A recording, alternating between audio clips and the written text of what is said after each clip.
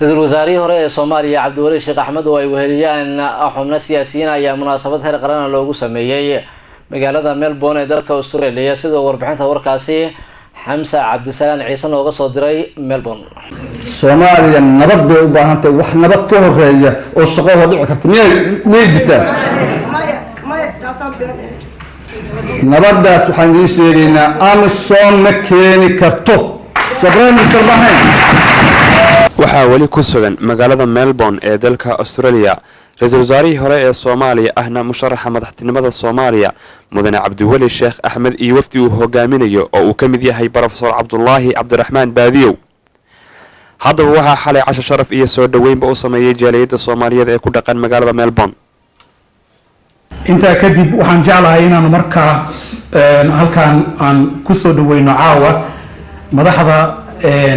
booqashada noogu timid wadankan Australia gaar ahaan magaalada Melbourne oo runtii nasiib u yeelatay oo ugu horeeyo mudane Dr. Cabdiwali Sheekh Axmed ra'iisul wasaarihii hore ee dawladda federaalka ee Soomaaliya sidoo kale wafdiga waxaa kamid ah mudane Professor Cabdiraxmaan Cabdullaahi Baadiyow waxaa la socday qofka saddexaad isagana aan rabo inaan mention gareeyo walaalkeen juqraafi ama daahir juqraafi cali laakiin muddo dheer markii aniga aan shaqada wada haynay aniga waxaan ku qancay Cabdiwali Sheekh Axmed inuu hogaamiye Soomaaliya dhaqanka sidaa dadku madaxnimada waa jecel yihiin madaxnimadii tartanku waa ka tanaasulay Cabdiwali Sheekh Axmed ayaa murashax wuxuu u yahay xisbiga madasha midnimada wadaniga ah leeyahay xisbiga madasha wadaniga anaga hal murashaxan leenahay markaad hadlaysaan murashaxiinta hadhiinine hal murashax xasuusta gabdhihii indhaha Soomaaliyeed ahaa anagu Soomaaliya hadaynu horta iskiin bara jaamacatul Arab baynu nahay gabadha Soomaaliyeed jaariyad looma ogolayn oo tima jaranka Soomaaliyeed looma ogolayn oo darawal looma ogolayn gabadhii Soomaaliyeed iyo hooyadii Soomaaliyeed Sacuudiga inta loo dhoofiyo legal prostitution inay saxiixaan baa lagu xasuustaa madaxweyne noqonayo doorashooyinka ku jira Soomaaliya dhan waa isugu kaaya mid qofkii Ilaahay siiyo oo maanta ku guuleysto inuu inta istaaga yiraahdo Ilaahu Soomaali iimaanka u soo celi rabbi oo Soomaali iimaanka u soo celi oo Ilaahay waxaan ka barinay iimaankiiba alla ka qaaday Ilaahu iimaanka rag iyo naago u soo celi oo Ilaahay waxaan ka barinay Soomaali xaq inuu alla tusaa dhibaatada dhextaa la wadanka waa ragga annaga shaqo ku malihin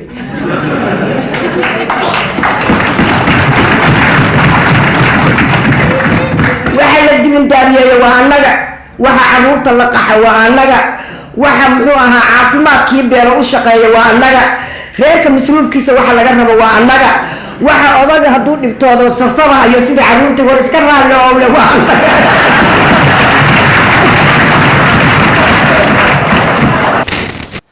Cabdiwali Sheekh iyo Professor Baadiyow ayaa jaaliyada uga warbixiyay xaalka dalka Soomaaliya iyo waliba isbedelka dhow ee dalka ka dhacaya sanadkan gudihiisa Ra'iisul Wasaaraha ayaa ku dheeraaday in uu hadduu xilka qabto ay soo celin doonaan sharaftii iyo sumcaddii Soomaaliya ay lahayd Afrika iyo caalamka intiisa kaleba asagoo ka hadlayna wuxuu yiri inaan la yasin ummadda Soomaaliya marba aan la yasin oo magaceeda ilaahay sharaftii ilaahay iyo qiimiga ilaahay uu soo noqdo waxa ku hamiyeyna oo ummadda Soomaaliyeed ku hamiyeysa in noloshii ay ummadda Soomaaliyeed mudnayd iyo xuquuqda muwaadinka Soomaaliyeed uu lahaa oo xaq dhaqaale ah oo xaq siyaasadeed ah oo xaq nabadgelyo ah oo xaq adeeg bulsho inay helaan shacabka Soomaaliyeed ay diyaar u yihiin inay dalkii wax ka ogaadaan inay dalkii nabad lagu soo celiyo madaxda halkaan ugu timid aad bay wada hadleen aad bay ugu qanceen maaragtay hadaladii ka soo yeeray maadaama Australia ay tahay dalka adduunka ugu fog marka la fiiriyo Soomaaliya oo kale shacabku aad bay u rabaan inay siyaasiyiintu yimaadaan inay la hadlaan inay su'aalo weydiiyaan in dalkii wax ka socda ay si toos ah siyaasiyiinta afkooda uga maqlaan aad bay muhiim u ahayd arrintaas si fiican bayna u dhacday السلام عليكم مدة سومالي مركز توجه فرحة وحفرحة مرتي عروس نوتي هالكان أبدا فرح سنة هاي ولا لا ولا حكي بأن كل جولة استيلا كذا بس رزق noogu imaadeen kuwii dhabka ka tahay allah ka dhigo waanu duceynaa wiilasheena ninka la dhaho cabdiweli sheekh axmed iyo cabdiraxmaan baadiyow. asalaamu calaykum. caawa halkan waxaa ka dhacay barnaamij aad loo soo agaasimay oo kaaliyada reer Australia aysan u wada harin. sidoo kale waxaa la soo dhaweeyay aad si maamuus loo soo dhaweeyay murashax cabdiweli axmed sheekh iyo baadiyo. waxaa la isku dhageysay arrimaha siyaasadda iyo arrimaha Soomaaliya ka qalban iyo waxa la qaban doono. warshayaal fiican bay soo bandhigeen, aad bay uga farxiyeen kaaliyada iyo mujtamaca halkan ku nool Soomaaliyeed. aad bay mahadsanyihiin Soomaaliya mudane cabdiweli sheekh axmed iyo baadiyo. waxaan leeyahay naqda kuwii ku guuleysta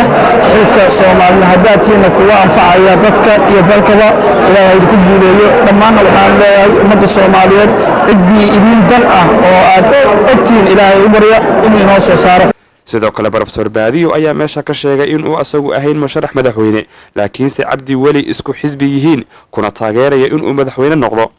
Xamse Cabdisalaam Ciise, Somali Cable TV, magaalada Melbourne ee dalka Australia.